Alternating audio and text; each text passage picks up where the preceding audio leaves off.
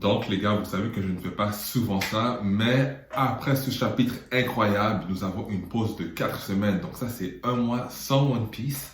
Alors ça me semblait naturel de faire une petite review de chapitre à la cool, à la bien. Donc prends ton café, prends je sais pas ce que tu bois et installe-toi correctement ce samedi matin, peu importe, samedi après-midi.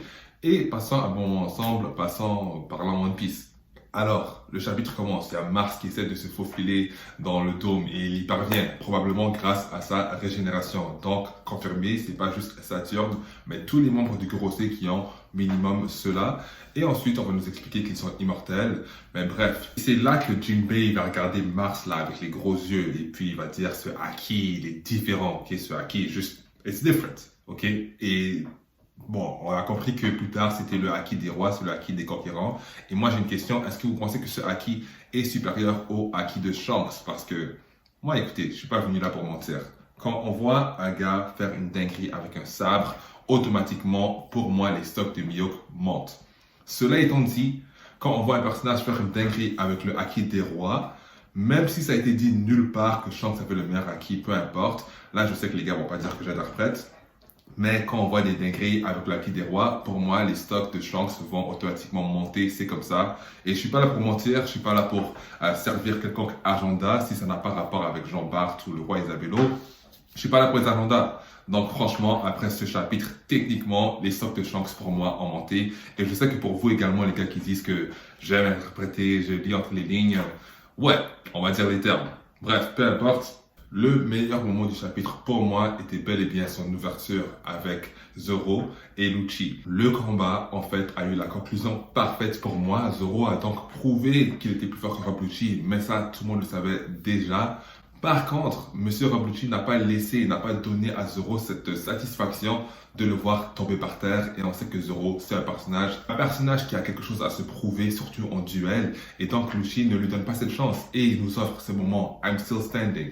I'm still here, comme Rock Lee l'avait fait contre Gaara, comme Zoro l'a fait justement contre Kuma. Et donc c'est une belle parallèle avec l'arc Thriller Bark parce que Zoro était toujours debout. Là on a Lucci qui est toujours debout avec ses cicatrices immondes infligées par Zoro. Donc on comprend cette puissance de frappe de la part de Zoro. Mais Lucci, encore une fois, nous montre pourquoi il ne fallait pas le sous-estimer.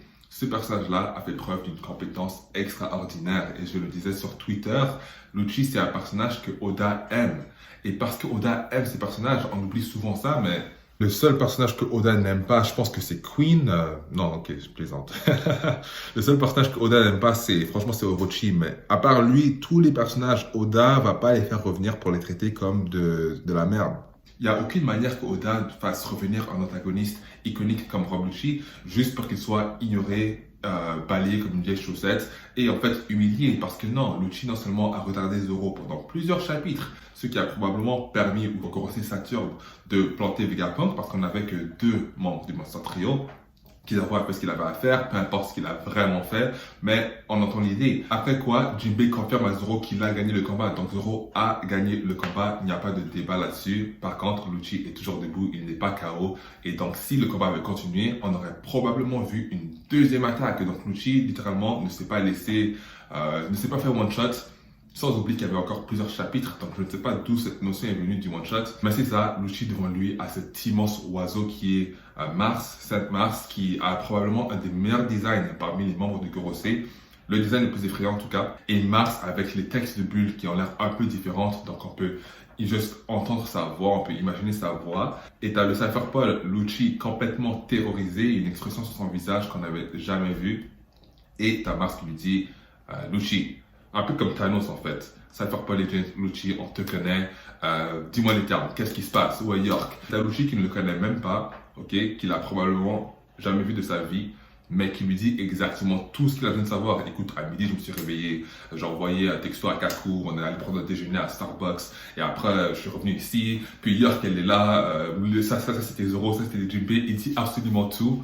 Non seulement c'était un peu hilarant pour moi, le fait que, tu vois, Lucci n'a pas hésité 2 secondes, mais aussi que Lucci est compétent. Et ça, c'est justement ce que Oda essaie de nous amener depuis le début de l'histoire. Lucci, c'est un génie, c'est quelqu'un qui fait son travail. Donc, il a peut-être perdu le combat, mais il a fait son travail, il a accompli sa mission à bien. Et voilà, Mars lui dit, excellent travail, tu vois. Mars lui a un insecte, excellent travail. Mars qui va quitter la scène avec Lucci pour rejoindre York et Lucci qui nous montre justement son nouvel arc narratif qui est de se retrouver une humanité qu'il avait perdue dès son enfance en fait, lui demandant écoute j'ai un partenaire, il est là, il est blessé, s'il te plaît épargne-le. Et Mars va probablement nous délivrer une des lignes les plus froides de toute la série, une des lignes les plus cool.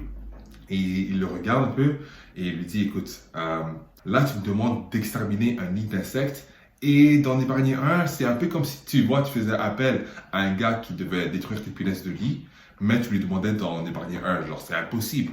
Et ça te montre à quel point ces gars, les gars du Gorosei, c'est vraiment des baltringues de chez baltringues. Aucune humanité, devrais-je dire, ce sont des dieux. En fait, c'est ce qu'ils nous disent. Moi, je l'ai dit dans ma vidéo théorie, ces gars-là, c'était des démons. Dès le début, il y a Jinbei qui dit aucune race. Est-ce que c'est Jinbei? Non, je pense que c'est un des géants. Aucune race, aucun fruit des démons. J'en ai jamais entendu parler. Clairement, c'est Oda qui nous laisse sous-entendre que ces gars-là, c'est pas un fruit des démons. C'est pas ce qu'ils ont. Là, ils cherchent à innover et c'est pas des humains que Vegapunk va pouvoir reproduire. Non, ces gars-là, comme je l'ai dit dans ma vidéo, c'est des démons, c'est des entités. Reste à savoir si c'est le fruit de l'eau qui leur a donné cette immortalité ou bien est-ce que c'est juste, ça fait juste partie de leur pouvoir. Bref, on a remarqué dans le chapitre précédent que chaque membre du Gorosei avait un différent numéro qui pourrait bien être leur classement, leur classement de puissance. Ça, ce serait cool parce que, encore une fois, j'aimerais bien que leur pouvoir ou que leur force ne soit pas homogène.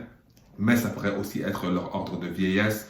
Le numéro pourrait tout vouloir dire. Donc, c'est pas certain que ce ver de terre est bel et bien le plus fort. Surtout que jusqu'à maintenant, il a l'air d'être le moins impressionnant et son design est clairement le pire.